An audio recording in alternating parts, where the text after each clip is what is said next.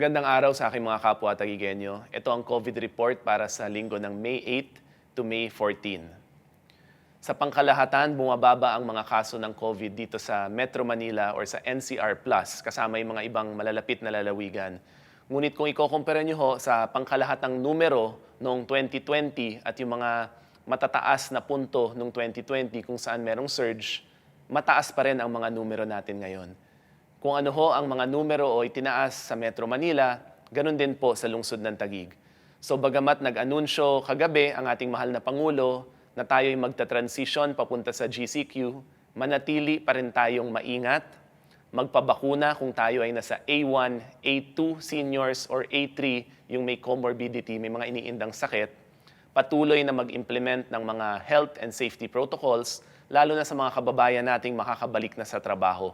Napakahalaga ng mga bagay na to dahil tulad ng bigla tayong pumunta sa isang surge nung tumaas yung mga kaso natin ngayong March. Ngayon, habang bumababa, pag tayo ho ay hindi nag-ingat, maaaring tumaas ulit to. So ingatan ho natin habang tayo ho ay nagtatransition papuntang GCQ, tandaan natin, kailangan pa rin natin sundin ang mga minimum health standards, mask, distance, face shield. Para ho sa mga detalye ng mga numero natin dito sa lungsod ng Taguig, ito po si Julia Pascua. Maraming salamat, Mayor Lino. Ako si Julia Pascua at narito ang datos ng COVID-19 cases sa ating lungsod para sa linggong ito. Nasa 24,594 na ang bilang ng mga naitatalang kaso sa ating lungsod. 23,883 o 97.11% naman ang bilang ng ating mga recovered cases. Sa kasamaang palad, 248 o 1.01% naman ang bilang ng mga nasawi. Ngayong araw, mayroon tayong 463 o 1.88% na mga aktibong kaso.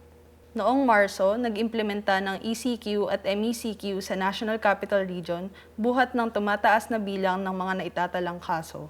Ngayong linggo, nakapagtala ng 19,085 na mga kaso ang NCR na nagpapakitang unti-unti nang bumababa ang mga kaso nitong mga nakaraang linggo. Dito naman sa Taguig, ngayong linggo, tayo ay nakapagtala ng 1,397 na mga kaso. Sa linggong ito, 200 ang average na bilang ng mga naitatalang kaso sa bawat araw. May kita sa graph na ito ang bahagyang pagbaba ng bilang ng mga naitatalang kaso sa National Capital Region nitong mga nakaraang linggo. Gaya sa NCR, may bahagyaring pagbaba sa bilang ng mga naitatalang kaso sa lungsod ng Taguig. Nananatiling maliit na bahagi lamang ng mga naitatalang kaso sa NCR ang nagmumula sa lungsod ng Taguig.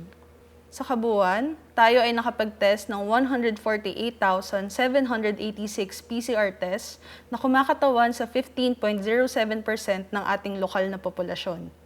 Ngayong linggo, nakapagsagawa ng 1,225 na libreng PCR tests sa ating iba't ibang testing facilities sa lungsod ng Taguig. Ang ating lungsod din ang may pinakamaraming naisagawang libreng PCR tests sa kahit saang local government sa ating bansa. Ngayong linggo, 1,225 ang ating naisagawang PCR test at tayo ay nakapagtala ng 1,397 na mga kaso. Ang iba sa mga naitalang kaso ngayong linggo ay maaaring na-test sa private labs o sa mga ospital sa labas ng ating lungsod. Sa araw na ito, ang bilang ng mga aktibong kaso sa ating lungsod ay 463 kumpara sa 15,727 ng National Capital Region. Patuloy na bumababa na ang bilang ng mga aktibong kaso sa Taguig at sa NCR kumpara sa naitalang 602 at 19,700 noong nakaraang linggo. May kita naman dito ang kabuuang bilang ng mga aktibong kaso sa araw-araw sa National Capital Region at sa lungsod ng Taguig. Nananatiling maliit na bahagi lamang ng mga aktibong kaso sa NCR ang nagmumula sa ating lungsod. Sa 15,727 na aktibong kaso ng NCR, 463 lamang ang nagagaling sa ating lungsod. Kung ipaghahambing naman ang bilang ng mga aktibong kaso sa ibang lungsod at munisipalidad sa NCR, may kitang ang Taguig ay kabilang sa may mababang bilang ng mga aktibong kaso sa buong rehiyon. Ang Taguig ay may 47 na aktibong kaso kada 100,000 populasyon kumpara sa 113 ng buong NCR. Kung muling ihahambing sa mga ibang lungsod sa NCR, may kitang ang Taguig din ay isa sa may pinakamababang bilang ng aktibong kaso kada 100,000 populasyon. Ngayong linggo, ang average na bilang ng aktibong kaso kada 100,000 populasyon sa NCR ay 126 at 72 naman sa lungsod ng Taguig. May kita naman dito ang kalagayan ng iba't ibang lokal na probinsya at rehiyon. Dito naman ang kalagayan ng ibang mga bansa. May kita ang bilang ng kanilang aktibong kaso kada 100,000 populasyon, porsyento ng aktibong kaso, attack rate, recovery rate at case fatality rate. Ang case fatality rate ng Taguig ay nananatiling mababa sa 1.01% na wala pa sa kalahati ng 2.09% ng National Capital Region. Muli, ang lungsod ng Taguig ang may pinakamababang case fatality rate sa buong NCR. Sa kada 100,000 populasyon, ang bilang ng mga nasawing kaso sa Taguig ay 25 na wala rin sa kalahati ng 59 ng NCR. Tayo rin ang may pinakamababang bilang ng case fatalities per 100,000 population sa buong rehiyon. Para naman sa mga aktibong kaso, ang karamihan pa rin sa kanila ay may edad 18 to 44 years old. Ang sumunod na age group sa bilang ng mga may aktibong kaso ay may edad 45 to 59 years old o ang kadalasang may underlying medical conditions. Sa kabilang banda, ang karamihan sa ating mga nasasawing kaso ay mga senior citizens o may edad 60 to 75 years old. Ang sumunod na age group sa bilang ng ating case fatalities ay ang 45 to 59 age group o kadalasang may comorbidities o underlying medical conditions. Ang kanilang underlying medical conditions o comorbidities ang maaaring magpalala sa COVID-19. Karamihan rin sa kanila ay mga nagtatrabaho. Dahil dito, muling pinapaalalahanan ng bawat isa na maging maingat at sumunod sa health protocols upang maiwasang maiuwi ang virus sa ating mga tahanan. Sinisigurado ng lungsod ng Taguig na tayo ay may dedikadong quarantine facilities at ospital na tutugon at mag-aalaga sa ating mga kaso. Sa ngayon, 43 sa 130 COVID beds o 2 sa bawat 5 COVID beds ng ating lokal na ospital o Taguig Pateros District Hospital ay okupado. 87 COVID beds naman ang nananatiling bakante. Sa kabila nito, hinihikayat pa rin ng pamahalaang lungsod ang lahat ng mga nais magpakonsulta na sumangguni sa ating telemed sa ating barangay health centers at telemed hospital. Bisitahin ang I Love Taguig Facebook page para sa iba pang kaukulang impormasyon. Kasabay ng pagbaba ng mga kaso sa National Capital Region, may kitang ang Taguig ay nananatiling may mababang bilang ng kumpirmado, aktibo at aktibong kaso kada 100,000 populasyon. Ito ay patunay na patuloy ang mga inisyatibo ng ating lungsod upang mapanatiling ligtas ang bawat mamamayan ng Taguig. At yan ang pinakabagong ulat tungkol sa COVID-19 dito sa ating lungsod. Salamat, Julia. Kailangan po lalo nating maintindihan ang mga iba't ibang paraan kung paano ho natatransmit ang COVID-19. Pagkatapos ho ng isang taon, dapat ho kabisado na ho natin yung iba't ibang paraan kung paano tayo mahahawa. Marami tayong natututunan sa pamamagitan ng pag-aral at pagsuri na ginagawa ng ating City Epidemiology and Disease Surveillance Unit. Marami tayong mga kaso, lalo ngayon, mag-transition na tayo sa GCQ, kung saan pag may bumabalik sa trabaho, nahahawa at nababalik niya sa kanyang bahay. Ngunit meron din tayong mga kaso na bihira lumabas, ngunit nagkakasakit pa rin dahil merong ibang kasama sa pamilya na maaaring namamalengke, nagtatrabaho, nagko-commute, walang mask, walang face shield pag kumakain, pagbalik sa bahay, nahawa yung iba niyang mga kasamahan na hindi naman lumalabas. So importante ho na patuloy tayong sumunod sa mga health and safety protocols at dapat patuloy ho nating intindihin kung ano yung mga causes of transmission. Para ho himayin lalo to, nandito ang head ng ating SEDSU, si Dr. Jun C. Maraming salamat, Mayor Lino. Ako si Dr. Jun C., Head ng Taguig City Epidemiology and Disease Surveillance Unit. At narito ang datos tungkol sa transmission ng COVID-19 cases dito sa ating lungsod. Tatalakayin po natin ngayon ang kaso ng isang 65-year-old na babae. Isa siyang retired na teacher.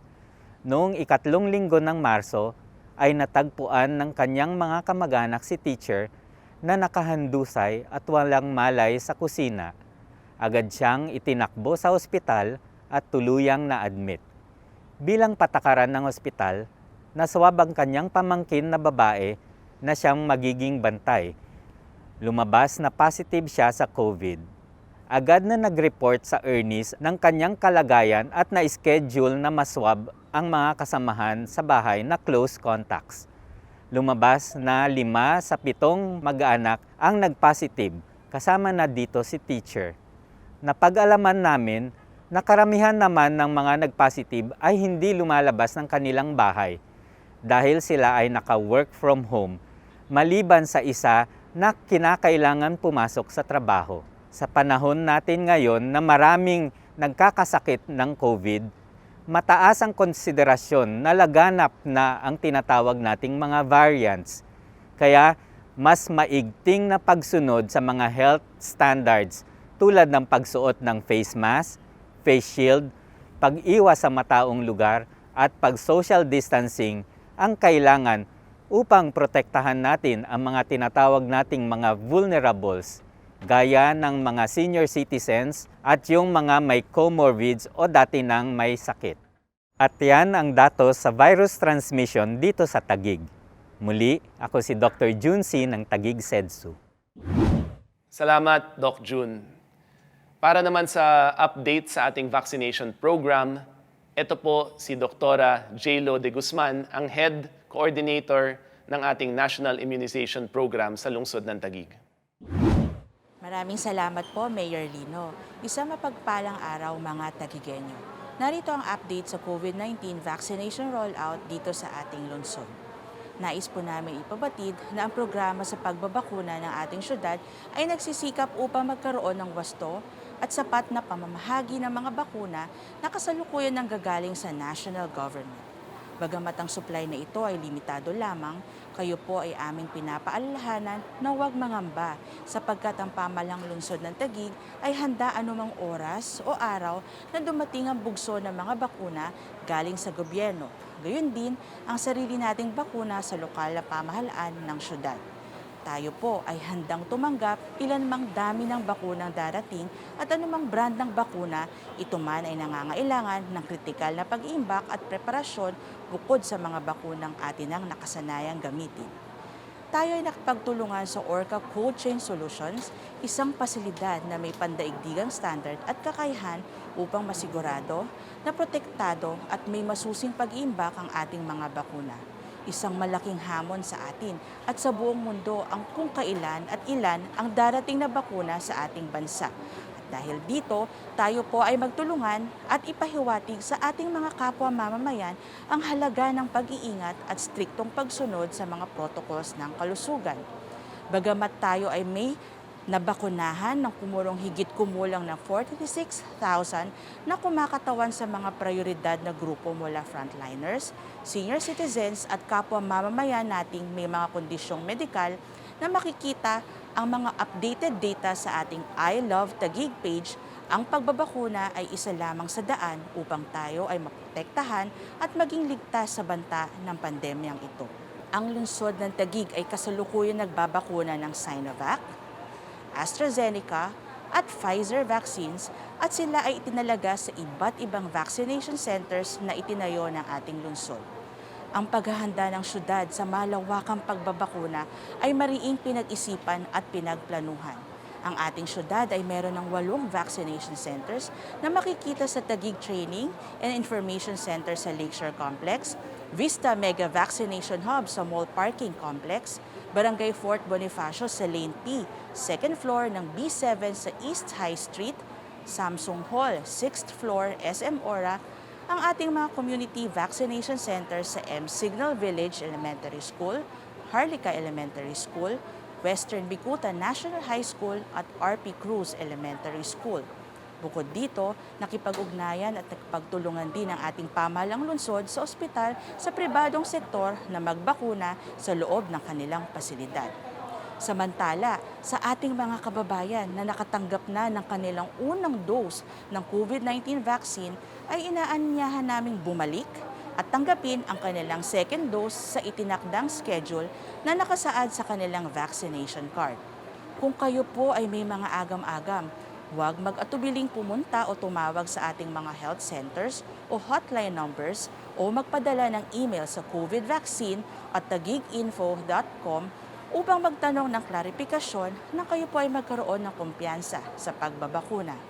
Meron din po tayong programa sa pagbabakuna na isinasagawa sa mga tahanan ng ating mga kapwa mamamayan na may kritikal na kondisyong medikal na nagdudulot sa kanila ng kawalang kapasidad na pisikal na makapunta sa alinmang vaccination centers.